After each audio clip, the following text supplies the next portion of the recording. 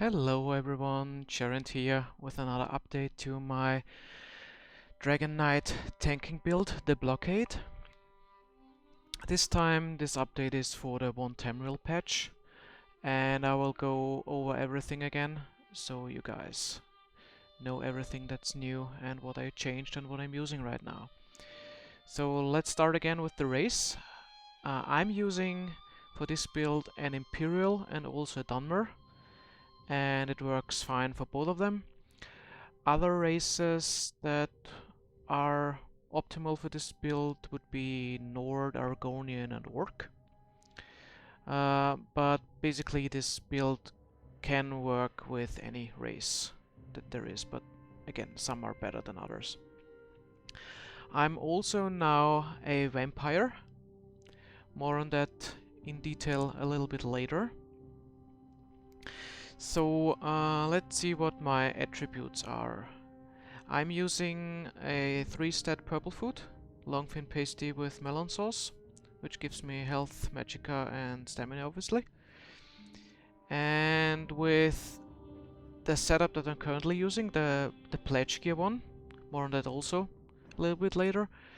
I'm currently at around 21k magicka, 27.5k health and around 30k or 29.5k stamina. Those three values will change a little bit depending on what gear you're using.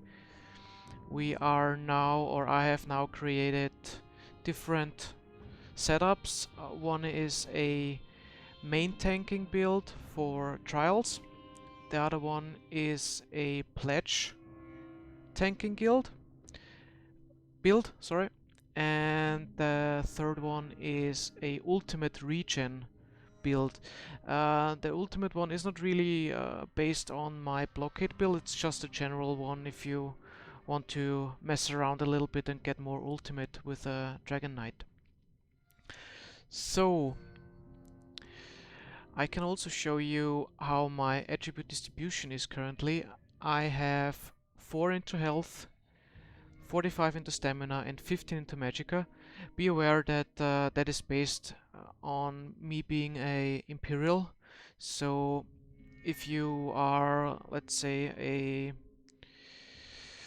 non-health or stamina bonus race, like a Breton or an Altmer, you will probably have to put more into health and maybe reduce the magicka part and get more into health.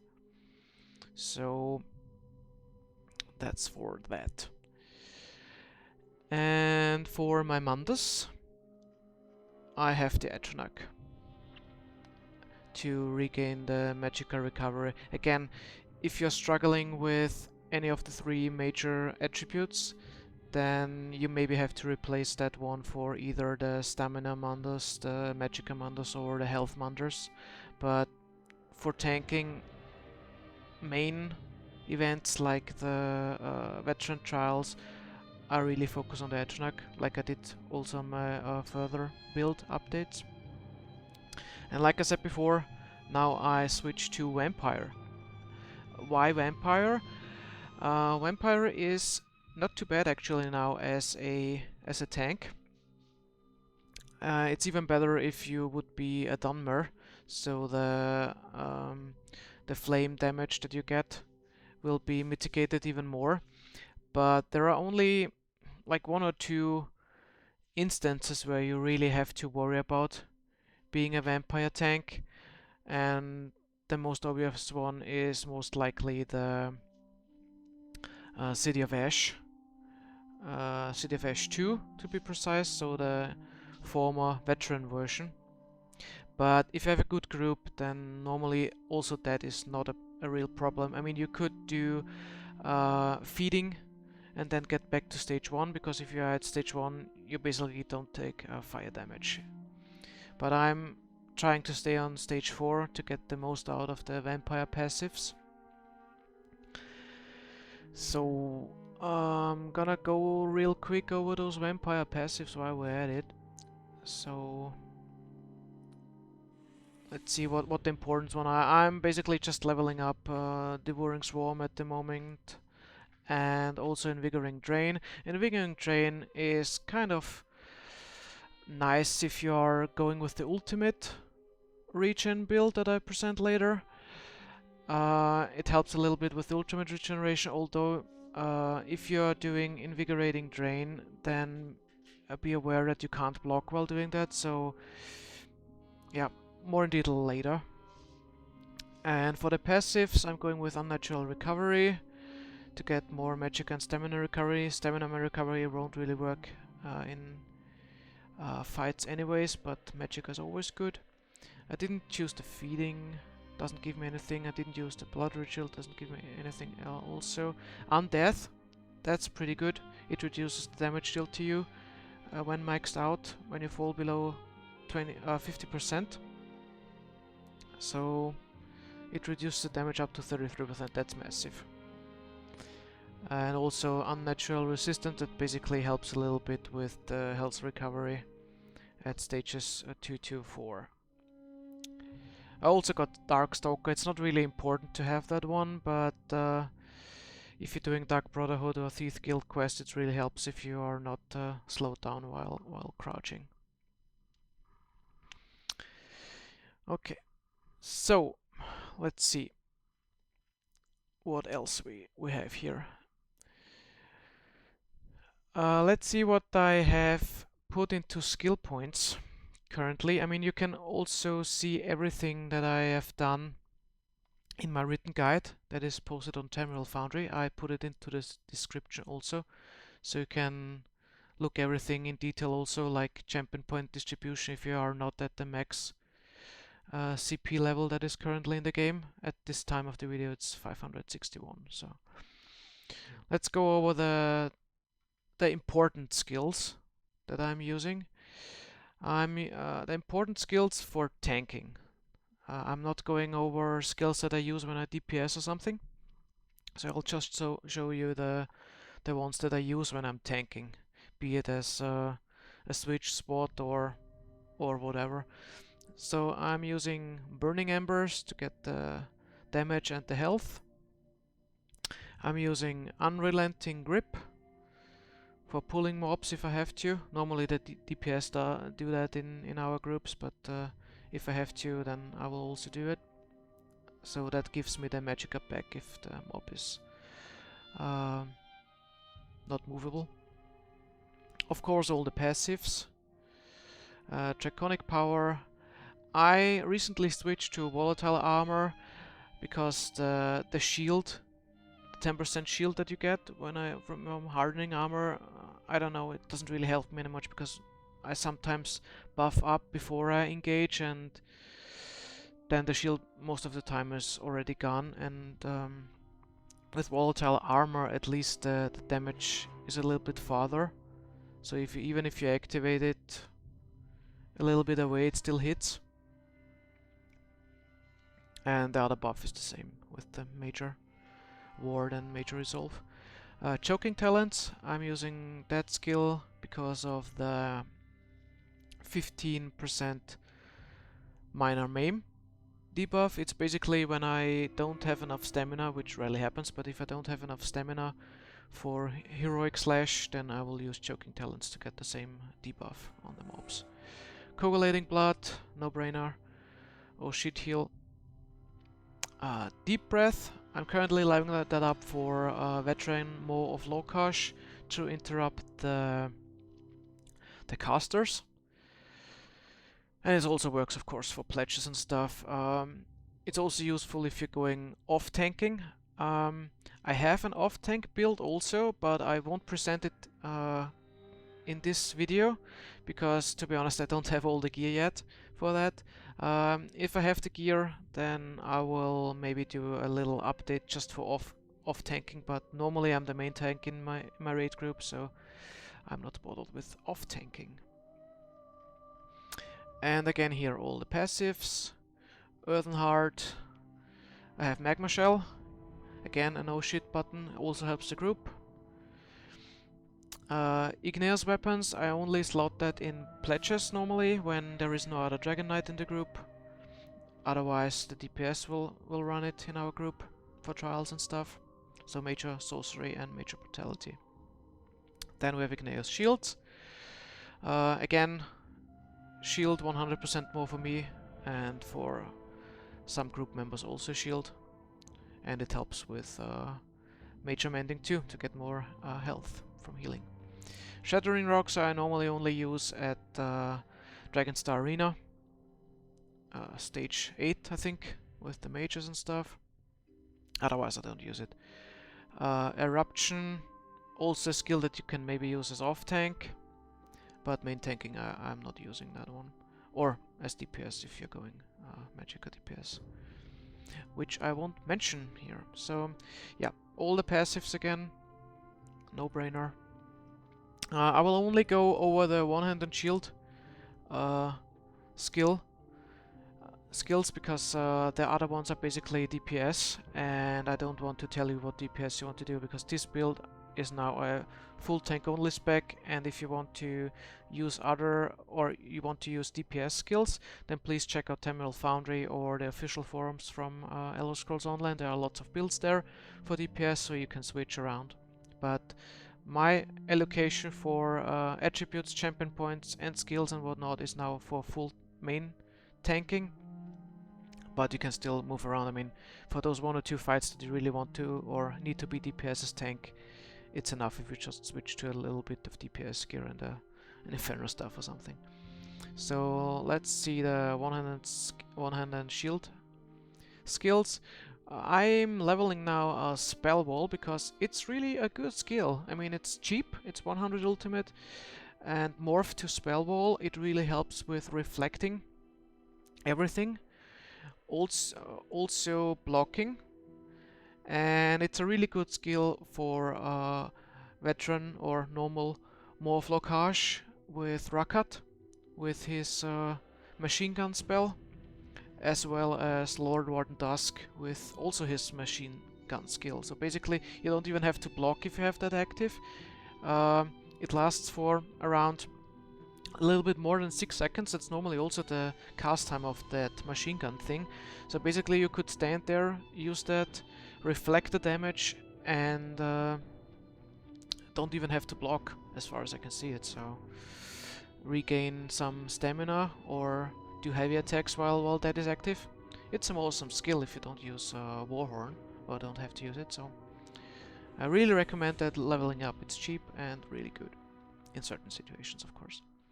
Then I switched to Ransack because that bug is still active with Pierce Armor.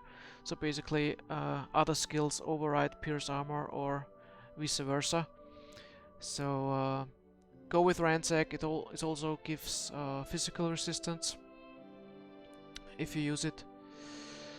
And as long as the bug isn't fixed, go Ransack. Then Heroic Slash, no brainer, gives us minor heroism and minor maim. This one, it really depends what you want to do. I'm currently testing out Absorb Magic. I before was using defensive stance for Reflect. I'm now using Absorb Magic to get some health back when I have that active. I'm not activating it too often, but when there are lots of casters and I'm getting low on health, then it helps. But normally I have it only slotted for the block reducing and the damage you block when you have it slotted.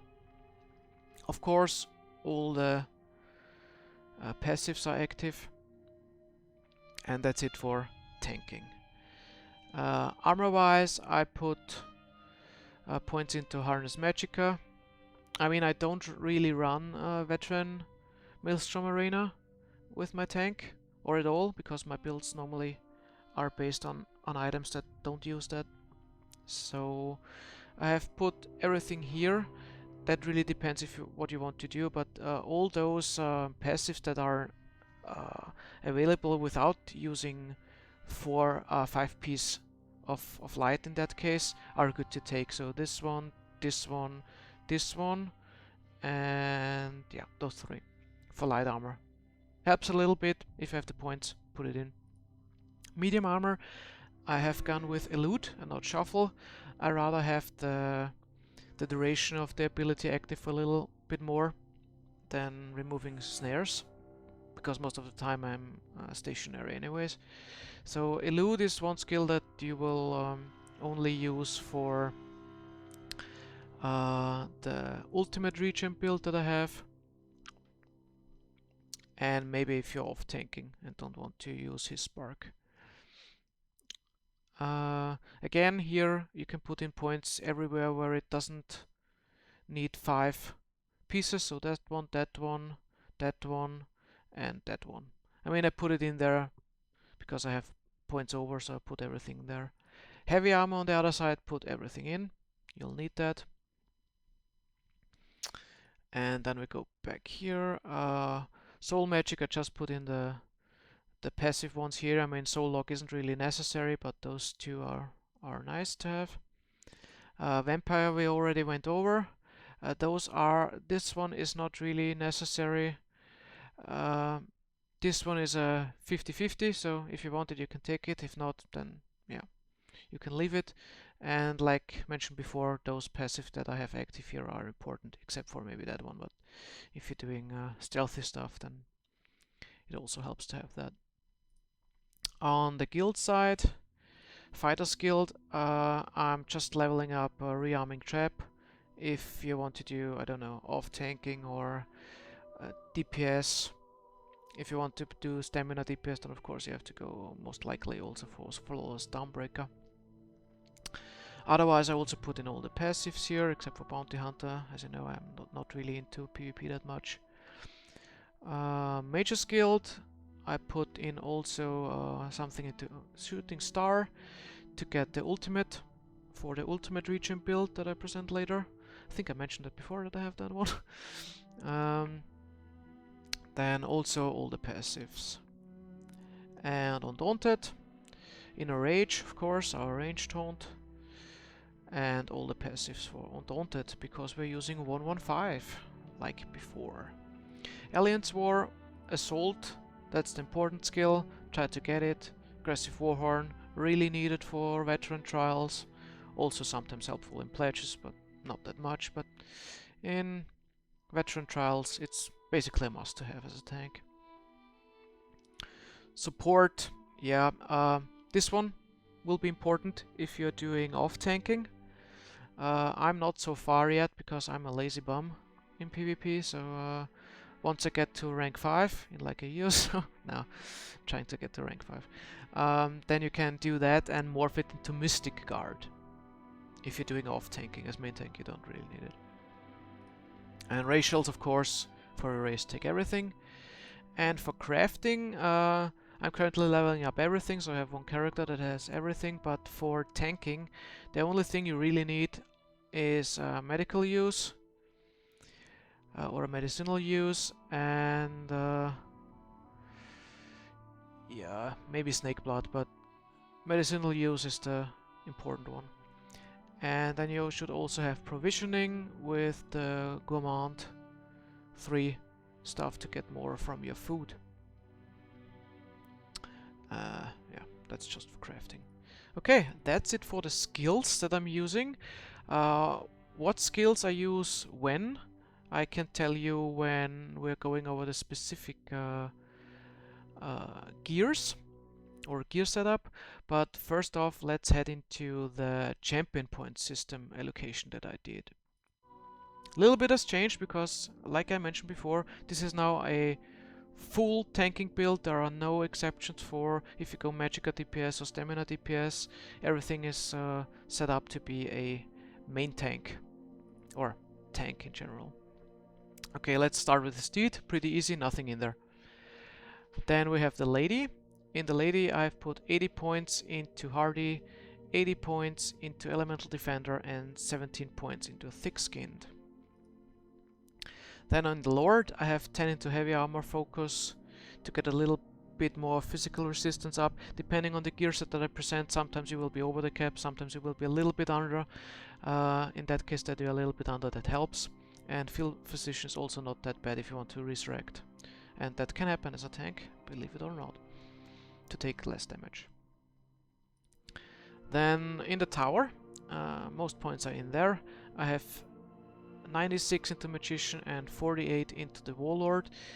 If you like to use more, or if you want to have more reduced costs in stamina based, and you can switch it out, I think that setup is better. I mean, it's only 5% difference if you take it that way, but Magicka for me is a little bit better to heal myself and stuff, and shields to regain stamina, Igneous shield and stuff. So I rather have more Magicka and Magicka recovery. So Magicka recovery 30 into Arcanist. I didn't put anything more than 30. I just want to get the Synergizer. And this one here is optional. You can put in 30 points into Shadow Ward. You don't have to. I put it in because if you are doing calculations with your gear and stuff, it's okay to use like infused on the 3 major parts and the rest sturdy, but you could also go like full sturdy, 7 pieces sturdy, and the shield, which make it 8. And then of course you wouldn't need to have Shadow Ward. I have Shadow Ward because it kind of fits. I have a good setup here, and I have the one that I have here, so I just put the rest in when the champion points went higher. I just put it here to get a little bit more, so I got 6%. So that's flexible here, depending if you want to block more or not. On the mage skill side, I have 100 now into Blast to increases the effectiveness of healing done for my healing and stuff. Elfborn and Spell Erosion and Elemental Expert is just here if I want to do DPS. I'm more on the side of Magicka DPS. It also helps a little bit when I do flame skills as a Dragon Knight, so I keep it there. If you want to be more on the physical side, then of course you have to go into Mighty and Precise Strikes and stuff. On the Atronach, I put in 30 points into Melee Weapon Expert to get the riposte, or riposte, whatever it's called. And that's it for the champion point allocation for this time, so let's head back. Alright, then I think we can already go into the gear section that I'm using. So let me just bring it up, what I'm using. Okay, I'm not going over the starter gear for tanks. I have that list, or I have a example listed in my written guide on Tamriel Foundry, so please click on the link and check it out. It's just a basic one with like Bloodspawn, Footman and his spark. So it's just a starter set that's kind of easy to get. But for endgame tanking, which is the main part of this build anyways, I'll just go over what I'm using. So I am using Lord Warden most of the time, or basically all the time. Lord Warden has a proc chance of 50% to summon that Shadow Orb that gives you physical resistance and spell resistance. It also benefits the group, or at least group members that are close, so melees. They also get the buff. And I think it's better than Bloodspawn. You can accept it or not, but I like Lord Warden better than Bloodspawn. Don't get me wrong, Bloodspawn proc is nice. You get physical and spell resistance, that is like double of that. And you get the ultimate. But for me as a main tank, the 6% that Bloodspawn gives is way too low. I'd rather have it 50%. I am also not using Engine Guardian anymore. I mean, I didn't really use it before, but I made an option that it's possible to take it. I mean, it's not completely useless, but you would have to change around the champion points a little bit to get more into heavy armor to get closer to the cap again. So it is viable and kind of, but I wouldn't suggest it. So I stay with Lord Warden. Also, I think it's the Judan set, 2-piece set that gives you the major ward and major resolve. I also don't use that one because I get that from hardened or volatile armor, and to be honest, it gives me more when I use that skill. It gives me the reflect, and it gives me the damage or the shield, depending what you have. So it's a little bit more than that set would give. And I'm also, yeah, I'm more on Lord Warden. It looks better also. Okay, let's go to the different gear sets that I'm using. I'm using, like I mentioned before, a pledge set. I'm using a main tank set, and I'm using a ultimate regen set, but that ultimate is optional. There's also a possibility of having a off-tank spec. I'm listing the off-tank spec that I came up with in my written guide, but I won't present it here because, again, I normally don't do off-tanking, but I made it so that it's helping you even while you're blocking all the time. So it consists of abilities from the 5-piece sets and stuff that activate when you hold block or when you get damage. So it's really good. Check it out in the written guide. So let's start with the pledge gear setup. The pledge gear setup that I have consists of, normally you will see it's a little bit different on my setup because I didn't want to enchant everything to gold again and stuff. I'm not very rich. And I save my gold for housing. There you have it. Okay. So for pledge gear, I'm going for Lord Warden, like I mentioned before. In the best case, this should be medium and this should be light, if you can. I don't have it because I'm unlucky with drops, like always. So this one should be medium and infused, or sturdy, depending if you want to be more on the block side or want to get more resources or attribute points. And this one, like I mentioned, should be light and sturdy, if possible. So basically, switch around. This works too, though. I mean, it's not that bad. Again, I have written the optimal setup in the written guide, so if you're not sure what you should take, check out the written guide. Everything is there with the, from my point of view, best in slot, best in trade, and whatnot.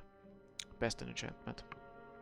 Then I'm using my good old Hisbark 5-piece set. So we have Hisbark here, here, here, here, and here. And as you can see, I changed it a little bit around from the other updates that I had with my build. So all Hisbark is now heavy, and those are the ones with medium and light. Why? You will see later. I've also enchanted all of the Hisbark with prismatic. I would suggest to put at least prismatic on the major parts, on like the chest and the pants, and also on the helmet if you have, but I really want to get infused here, so I didn't really enchant it. I just put in health here, but this should also be prismatic. So if you have the money, enchant everything prismatic. Otherwise, prismatic, prismatic, prismatic, and those little ones you can put in what you're still missing. Most likely it will be stamina or health, depending on the race that you have. Then I have good old Baraha. I still couldn't find any purple ones, but I'm pretty sure they exist, but I'm not so sure. So, or I'm just unlucky like always. So I'm going with blue. For pledges is not that bad to have blue. It's not really hindering that much. So Baraha, sorry. It's also the 5-piece set. If you want to go into detail why, I also have it written in my guide. Just check it out. It basically gives me 3 stats: stamina, magicka, health, as well as the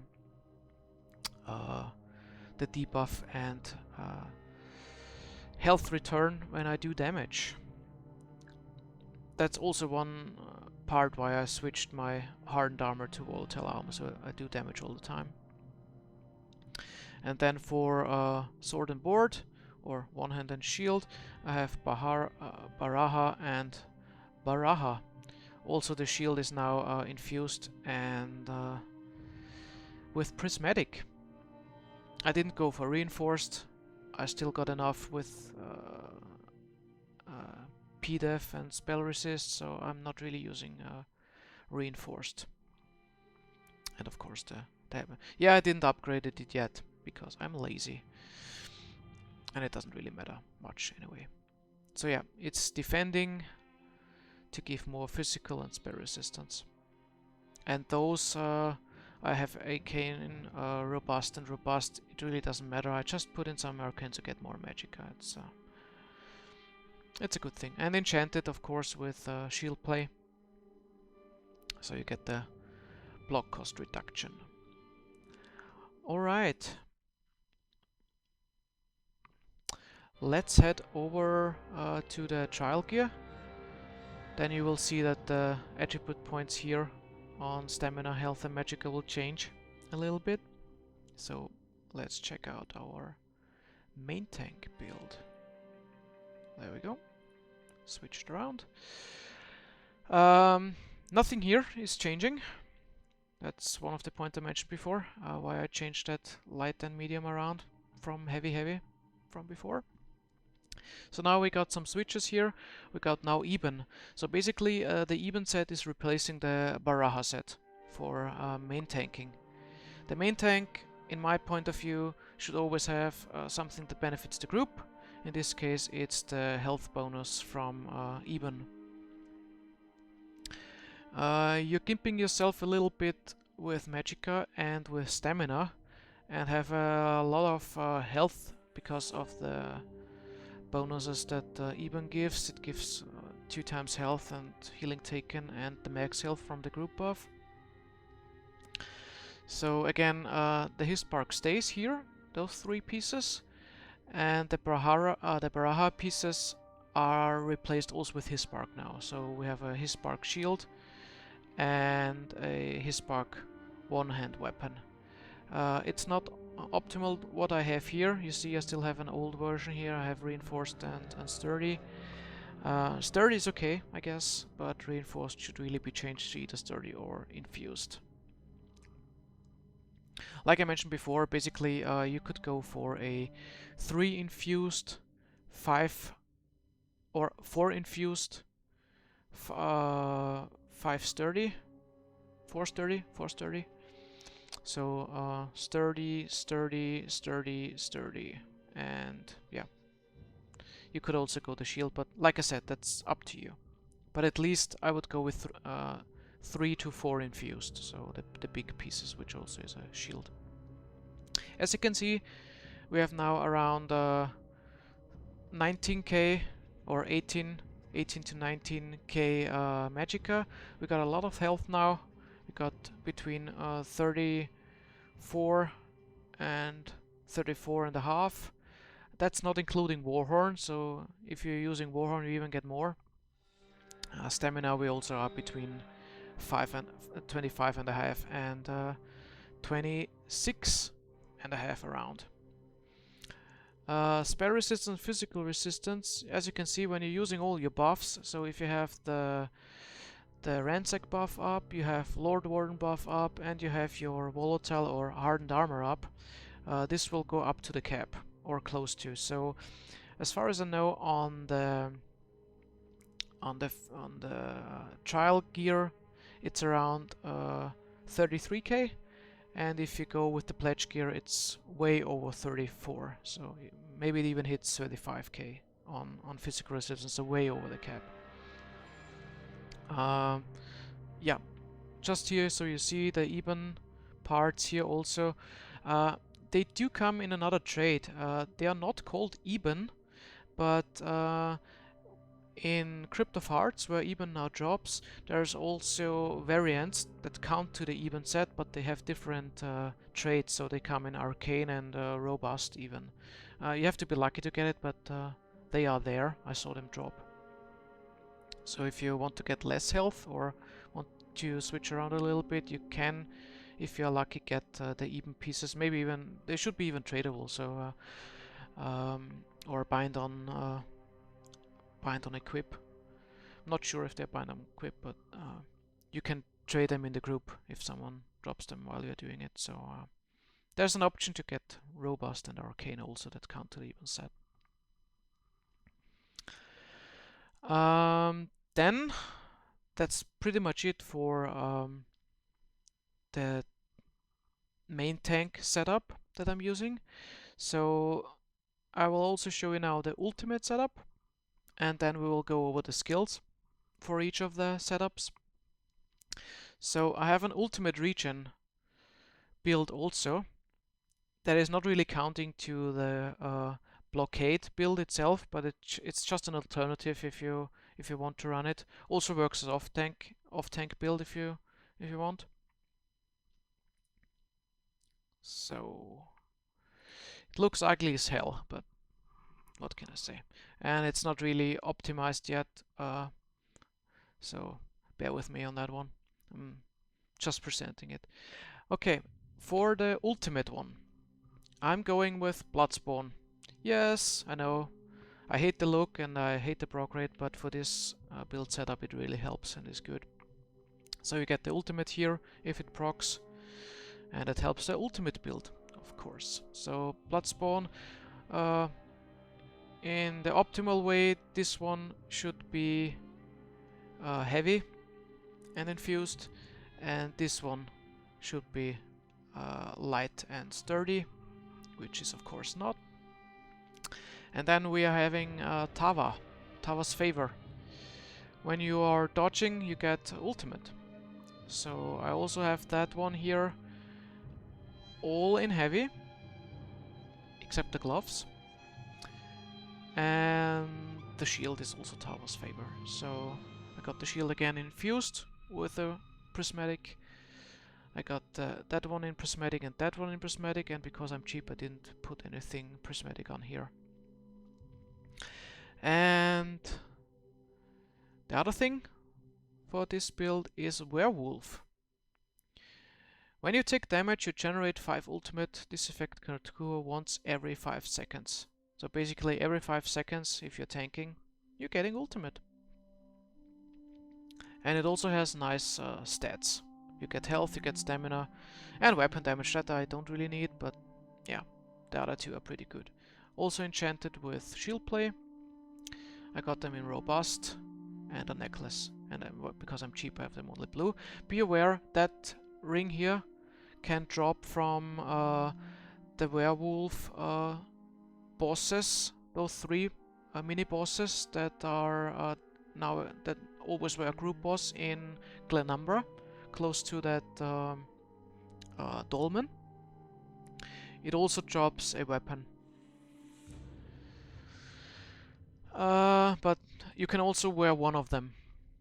One of those special ones. It doesn't list them as unique, but they are unique. I have a second one, but you can't wear them because they say you can only have one on you. So yeah, be aware of that. And the other one here is the medium one, because that set is a medium set, so you have to, in this case, have to have it on an armor slot too, and it's medium. So I extra bought a sturdy one to be more on the tanky side, like I should be.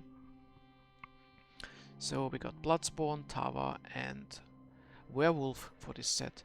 A pretty important one is also that one, a Werewolf Hide one-hand weapon that has Decisive on it.